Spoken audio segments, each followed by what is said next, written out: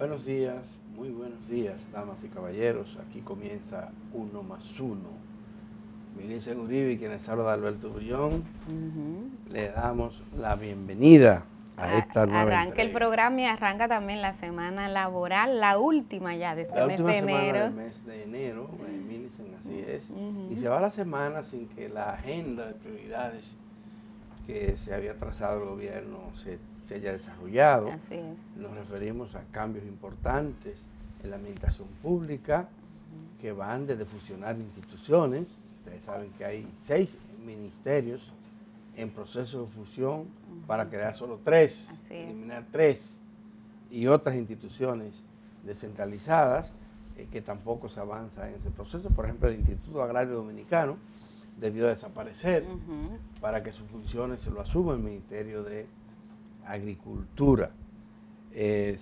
Tampoco ha avanzado el hecho de que estas fusiones se suponía que en este mes de enero se iban a enviar al Congreso Nacional los proyectos de leyes, porque hay que modificar las leyes. Sí, los ministerios están creados por ley y para fusionarlos tiene que ser mediante otra ley. Una nueva ley que redefine las funciones y además el organigrama de cada una de estas instituciones. Eso no lo ha hecho, ya lo esperaban porque el ministro de Educación, por ejemplo, había dicho que el Ministerio de Educación Superior y el Ministerio de Educación la comisión que designó el Poder Ejecutivo ya habían definido todo esto. Después conocimos que no, que faltaban y hay una reunión pendiente para esta semana de esa comisión, donde se supone que ya ultimarán los detalles. Pero la salida del ministro de Economía, Pavel Issa, también apuntaba que eso estaba a tiro de hit. De hecho, él mismo, cuando presentaba su renuncia, aparte de los argumentos que socializaba,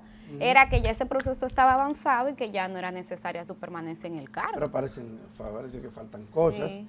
Y por otra parte, damas y caballeros, llega el momento de renovar la membresía de algunas de las denominadas altas cortes. Así es. Esto debe abarcar a la Suprema Corte de Justicia, que necesita 5 nuevos integrantes, porque 5 dejan vacantes. 4 por un tema de edad y otros por permanencia también ya máxima en el cargo. Así es, así es. Bueno, y la Procuraduría. Por los temas que están pendientes. Pero bueno, eso es aquí en el patio, esas son algunas expectativas. El Ministerio de Cultura está acéfalo, no sabemos qué va a pasar, si vamos a tener que esperar hasta el 27 de febrero o se va a nombrar a alguien ahí, aunque sea de manera interina, pero no hay nada en concreto con relación a eso. Mientras eso ocurre aquí en República Dominicana, el mundo entero estaba de vilo, dándole seguimiento ayer, en la tarde y en la noche, a una crisis entre Estados Unidos y Colombia, entre los mandatarios de ambas naciones, a propósito del plan de Donald Trump, quien inició al otro día de llegar al poder, el mismo día de llegar al poder, el proceso de deportación de inmigrantes que se encuentran indocumentados en los Estados Unidos. Y bueno, le mandó 2 aviones militares. Esa es la novedad, que sean aviones militares. Claro. Y el presidente de Colombia se resistió a recibirlo.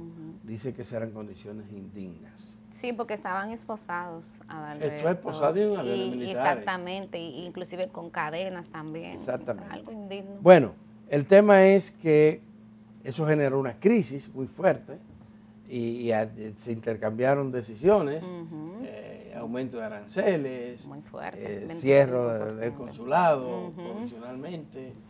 Una situación muy, muy crítica. Suspensión de visado en el caso de Estados Unidos hacia Colombia. Lo que hizo con el consulado de Estados Unidos, que no debería funcionar, porque, excepto para los norteamericanos.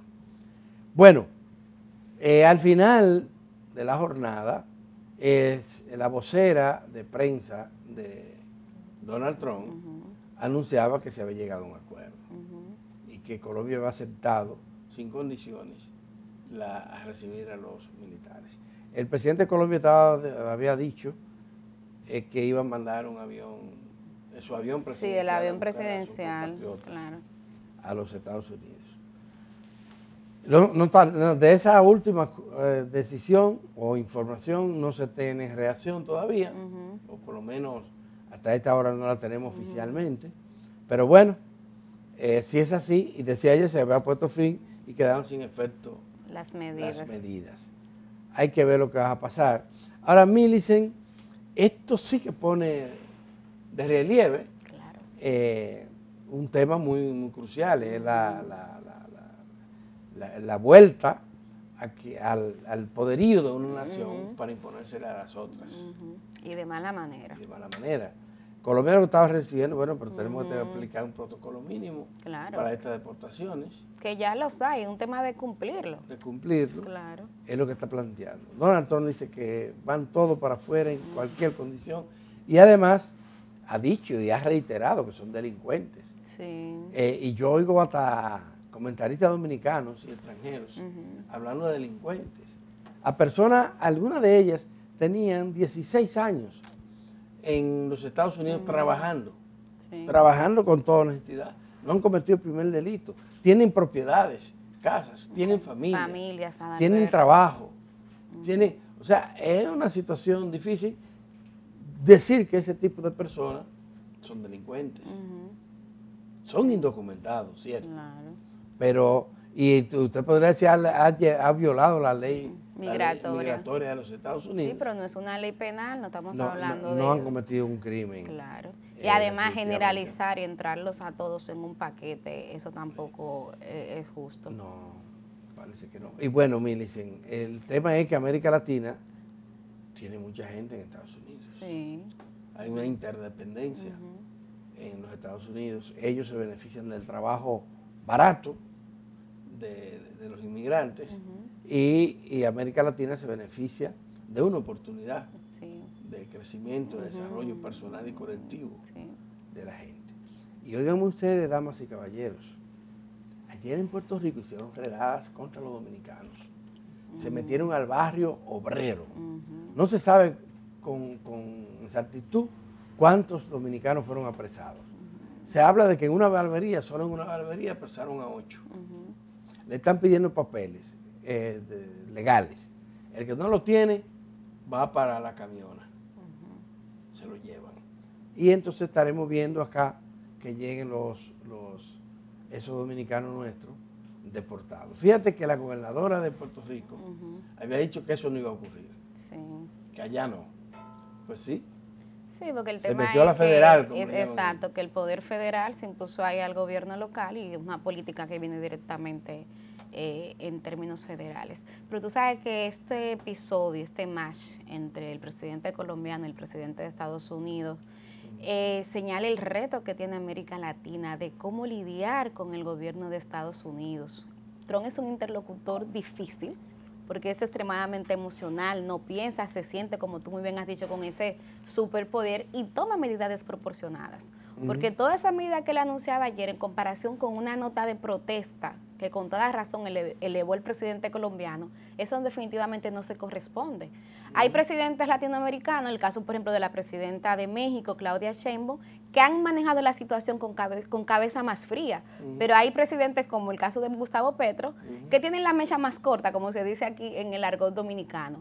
Pero toda América Latina, incluyendo República Dominicana, tiene que verse en ese espejo de Gustavo Petro. Y toda Centroamérica. Y toda Centroamérica, Adalberto Grullón. Bueno, para Sudamérica, señores, Brasil, que es una potencia económica en América Latina, está recibiendo inmigrantes. En esa misma condición, claro, sí, porque de hecho Lula tronó primero que Petro. Lo que pasa es que Lula también, ya un hombre que ha pasado por el poder, es más experimentado, él hizo en términos un poco más comedidos. Así es. Pero muy difícil esta situación. Es muy difícil. Bueno, porque Trump está convencido de que él es jefe del mundo. Y de que Estados Unidos va a ser el imperio único casi, que fue durante décadas. Trump no acepta que el mundo ha cambiado. Y que hoy él no está solo, Estados Unidos no está solo.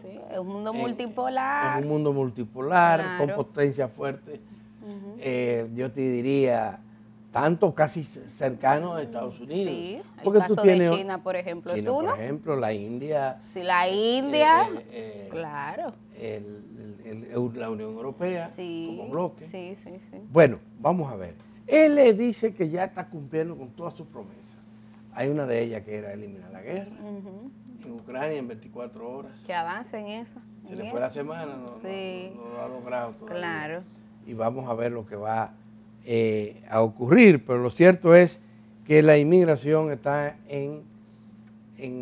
los inmigrantes en Estados Unidos están bien, pero muy bien atemorizados por lo que está por decir. Tienen miedo, porque además una decisión que tomó ese presidente, bueno, varias decisiones con relación a los inmigrantes, es el de buscarlo donde quiera que se encuentren.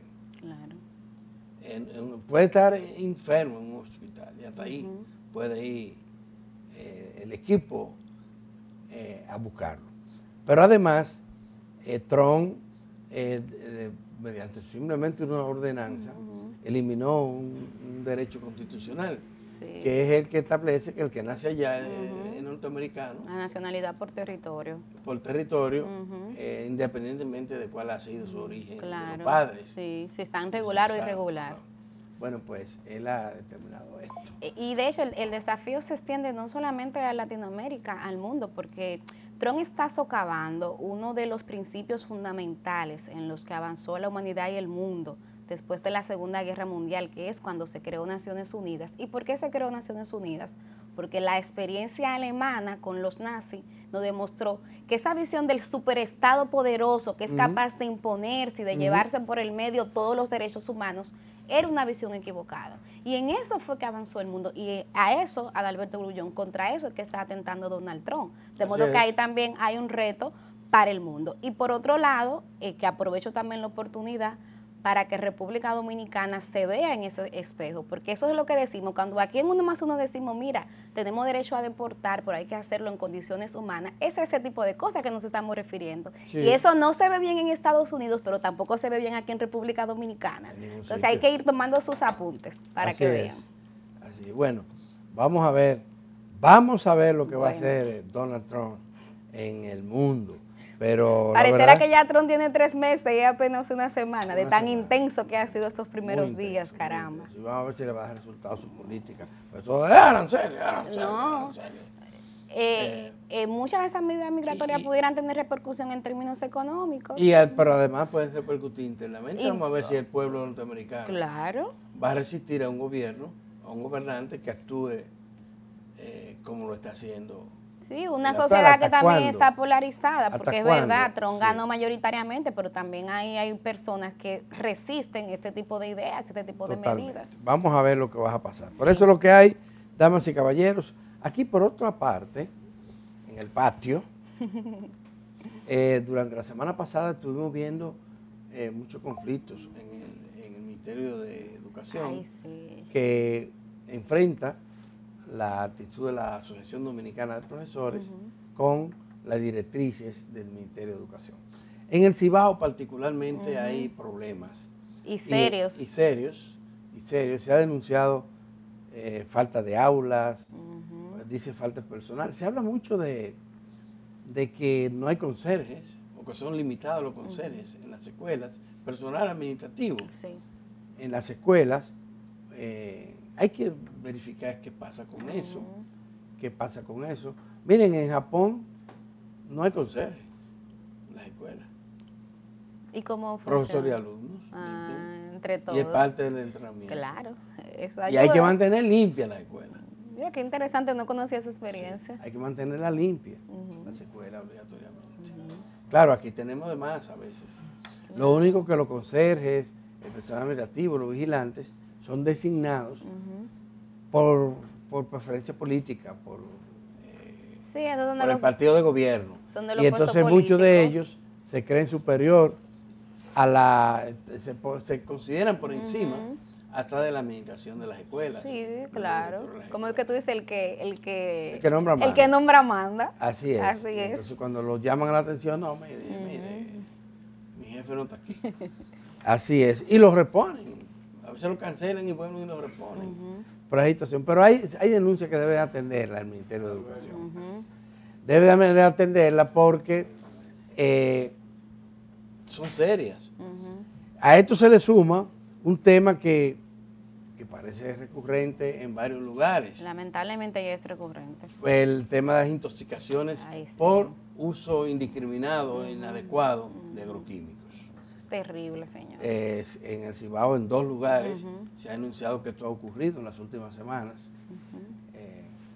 Yo lo vi hace meses, en Villa Altagracia, que también pasó. Y entonces los profesores no luchan contra las empresas o el empresario o el productor agrícola que está ahí, sino contra el ministerio de manera directa. El ministerio de una vez y hacen luchas, hacen protestas, marchas. Dejan de dar docencia otra vez. Dejan de dar docencia en algunas ocasiones. Hay ese lío y hay que tratar de resolverlo. Esas escuelitas que todavía están sin construir, que están dando clases en una iglesia. El otro día, oye, un caso hasta en una funeraria que recibían clases. ¿Y cómo se explica que 12 años, casi 13 años después de que este pueblo esté invirtiendo 4% de su PIB en educación, todavía tengamos ese tipo de situaciones? Hay que prestar atención. Grave. De manera prioritaria a ese tema. Y la ADP ya sabe que la opinión pública está en desacuerdo con que para cada demanda haya una suspensión de docencia. Exactamente. Está en totalmente desacuerdo. Creo que dentro de la propia ADP mucha gente ha madurado y entiende esto con claridad, que hay que buscar métodos de lucha que no afecten los derechos de otros. Porque cuando se paraliza una escuela, son los niños y las niñas más pobres del país o de lo que sufren. No es el gobierno, no es nadie. Y tienen derecho a la educación. Claro. Y es un derecho sagrado. Sí, fundamental. ¿Verdad? Que tienen que protegerlo. Porque así como los hijos de clase media alta y de clase alta pueden ir a un colegio y estar seguros de que la docencia no se va a interrumpir, independientemente de lo que pase entre el profesor y la dirección de ese colegio, también debería ocurrir lo mismo a nivel de las escuelas públicas, que no haya interrupción de Claro, la ADP se pierde muchísimas veces. Y el tema, por ejemplo, de la calidad de la educación debería de ser una de las principales causas que suscriba no solamente el ministerio, sino también la misma ADP. A estos elementos que tú has descrito hay que agregar un tercer conflicto que revela que la ADP no está en esa agenda de abogar porque haya una mayor calidad de la educación, que es que está exigiendo que el índice mínimo para aprobar la evaluación de desempeño de docentes que se le hacen a los maestros, que es importante porque de eso también depende la bonificación que reciban, en vez de ser un 70, como ahora, se baje a un 60. Lo que implica que la ADP estaría respaldando la mediocridad. Porque totalmente. Ya 70, el cómo te pasa con un 70, esa no es la mejor nota. Y todo el que ha pasado por las aulas lo sabe. Eso es lo mínimo. Entonces que lo bajen de lo mínimo a lo más mínimo. Y entonces que para lograr eso otra vez apoye con hacer un plan de lucha que usted y yo sabemos que va a implicar paralizar la docencia. Ese no es el papel que está llamado a jugar ese gremio y me disculpan. No, los profesores que han estado capacitándose, porque hay que decirlo. Sí, pero claro. Tienen que seguir capacitándose y además cumpliendo. Y además con fondos de nosotros que se están capacitando. Cumpliendo en las escuelas y el magisterio. Claro. Ser profesor hoy en día significa ganar un salario digno, aunque puede ser mejorar y debería mejorar. Un salario digno y tener estabilidad laboral. Que eso es importante. Y que no es todo el mundo disfrutar que la de vacaciones. Tiene, y muchas dignas, vacaciones. De tener un buen seguro médico. O sea, tiene condiciones excepcionales en la sociedad dominicana. Sí. Excepcionales. Los legisladores se pueden parecer a ellos. Ya tú ves. Pero más nadie. Ya tú ves. Más nadie. Y eso pues deberían de preservarlo. Y ese es el resultado también de la lucha del pueblo dominicano. Porque quiere decir que el 4% lo logramos. 4% es el incremento sustancial del presupuesto educativo. Pero ese presupuesto en gran medida se ha ido se ha gastado en salarios y en gastos administrativos. Tema administrativo. Y no se ha traducido una mejoría de la cobertura, mejoría sustancial de la cobertura y de la calidad educativa. Así es. Pero bueno, eso es lo que hay, damas y caballeros. Aquí tenemos que pausar para volver con nuestras entrevistas en primer plano. Para hoy Tenemos como invitado a Danilo Díaz, dirigente del PLD, quien todavía no ha llegado, lo estamos esperando en el canal, y a Roberto Medina y Juanel Figueroa. Ellos son de la coalición de organizaciones de Villamella, de Villaveña, y vienen a tratar un tema de altísimo interés para ellos. Eso sí están aquí y con ello vamos a arrancar inmediatamente, pase esta pausa que es de 1 minuto.